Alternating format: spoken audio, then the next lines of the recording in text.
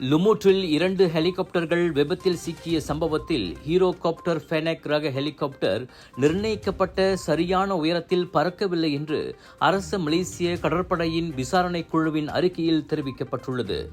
ஒரு மாதத்திற்கும் மேலாக இந்த விபத்து குறித்து விசாரணை நடத்திய விசாரணை குழு 2 முக்கிய காரணங்களே அந்த விபத்திற்கு காரணம் என கண்டறிந்துள்ளது.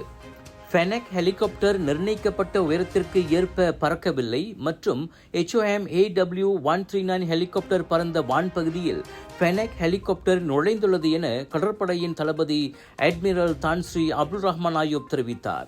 மேலும் HOM AW139 ஹெலிகாப்டரை செலுத்தியவர் பயண வழித்தடத்தை மாற்றுவதில் கவனம் செலுத்தியதால் மற்றொரு ஹெலிகாப்டர் மோதுவதை தவிர்க்க தவறிவிட்டார் என்றும் அவர் கூறினார்.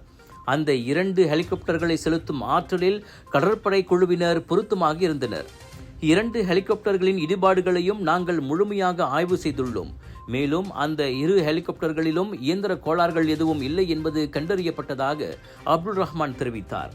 ஹெலிகாப்டர்களில் இருந்த கடற்படை வீரர்களை பொறுத்தவரை அவர்கள் அனைவரும் நல்ல நிலையில் இருந்தனர் மற்றும் நடைமுறைகளை பின்பற்றினர் என்று இன்று லுமூட்டில் நடைபெற்ற செய்தியாளர் கூட்டத்தில் அந்த 2 ஹெலிகாப்டர்கள் விபத்திற்கு உள்ளானது குறித்து விசாரணை குழுவின் அறிக்கையை வெளியிட்ட போது அப்துல் ரஹ்மான் தெரிவித்தார்.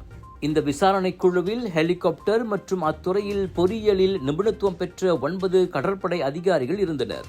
மேலும் விமானப்படையின் பொது தொழில்நுட்ப பிரிவின் அதிகாரிகள் மற்றும் ஆயுதப்படை மருத்துவர்களிடமிருந்தும் உதவி பெற்றதாகவும் அவர் கூறினார்.